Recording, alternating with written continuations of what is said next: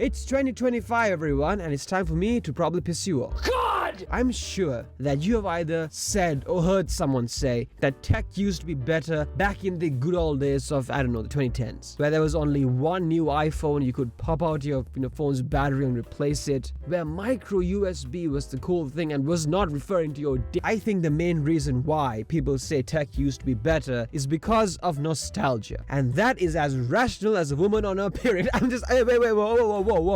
Hold on. But it's true, the nostalgia part, alright, that part. When you see your old, I don't know, iPhone 4 or 5 or some old desktop computer and those warm, fuzzy feelings rush in, that's not because the tech was that much better back then or that Steve is so sexy. Technology, regardless of what it was, whether it was a phone or a computer or even video games, was an integral part of our childhood. Since they, hold strong core memories or some Pixar crap like that, seeing them triggers those memories, which are inherently positive and happy because, we were kids, no responsibilities, not knowing what LinkedIn is. Good God.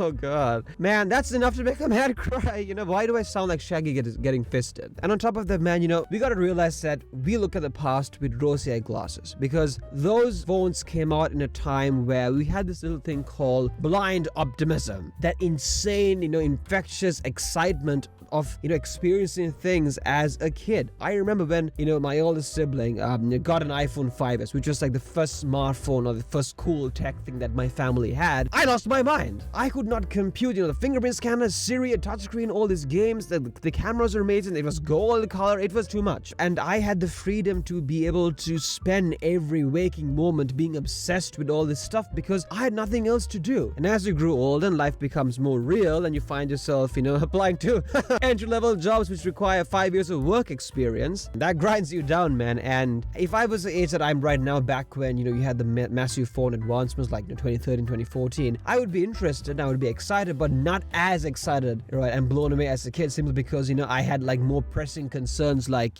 rent and income and, that sort of wonderful stuff. And you know what, let's reattach our balls, put aside our emotions and just be real for a second, okay? Were phones actually better back then? We have the iPhone 5 as I was talking about. Yes, it looks like absolute garbage because it was heavily used, for almost 10 years because people still use this phone to this day. This is considered to be one of the best iPhones ever made, right? And the phone is great, but man, it had some major flaws even for its time. The screen is tiny as all hell. I'd rather cuddle with a hormonal porcupine during mating season. What the good what? Battery was fantastic. This was a time where even with Android phones, if you were heavily using it and you did more than, like check the time occasionally, by like afternoon to early evening, you had to put it to charge again. And the base storage was 16 gigs, son. That was just a pure scam. And we had that for, I think, until the iPhone 7 in 2016 when they bumped it up to 32 gigs. And Android was kind of a mess as well. The hardware's a different story, but the software, it was not good. Right? Unoptimized, carrier bloatware, you'd only get like 2 years of software updates. Samsung's, touch with skin on Android was just, Jesus Christ, I thought I was ugly. Man, I feel much better after I saw TouchWiz. And forget about budget phones. I guess you had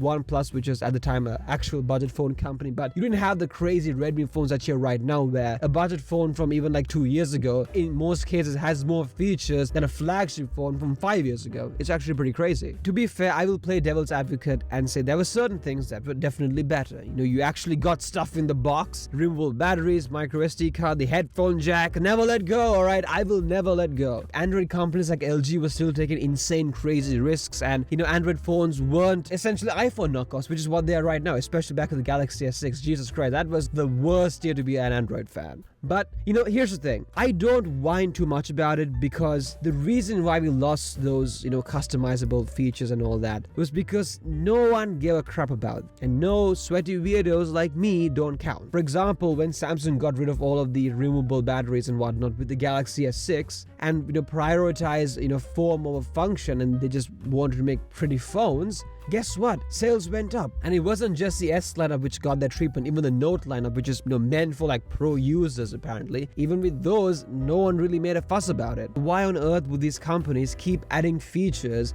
that clearly most people don't care about? I once saw this great quote that sort of perfectly sums up this entire situation, which is that you get what you fight for, not what you wish. A lot of us wished for these features to come back, but we didn't fight in the form of boycotts or refusing to upgrade. So here we are. And what I found to be quite interesting, more so than the technology itself, is the humanity, behind this topic. And I have never experienced nostalgia the way it's depicted online. I have never once wished that I could go back to my childhood or to my teenage years. But I also understand that this is sentiment that unfortunately is not that popular. There's a lot of people out there who exist in the present but live in the past, desperate to get back to times of their lives where they felt true happiness and they felt accomplishment, whether that was college or high school. And now they feel like it's too late to change things. They're burdened with bills and responsibilities. They had a job that they hate. They see no hope for the future, so they escape to the past. And with the videos I make, I hope that I can bring even a spark of joy, like even a crack a smirk, because I certainly have used YouTube many times in order to sort of escape and try to forget about the troubles of the real world. Certainly does help. It's not a replacement. You shouldn't use it as a drug and just escape all the time and not address reality. But a couple of good videos from some YouTubers that you really like and some interesting topics is sometimes all you need to brighten your mood. I wish you guys the best in 2025. I hope that it's a happy, great, prosperous year where you have fun, make money, and get laid. That's important. So I have heard. If you guys enjoyed the video, make sure to drop a like, subscribe. I'm sorry I rambled towards the end, but I wanted to make a nice, wholesome, emotional video, right? Be a modern man, which according to the stats, is apparently not a good thing. With that being said, hope you guys enjoy it. See you soon. Enjoy your life. Bye-bye.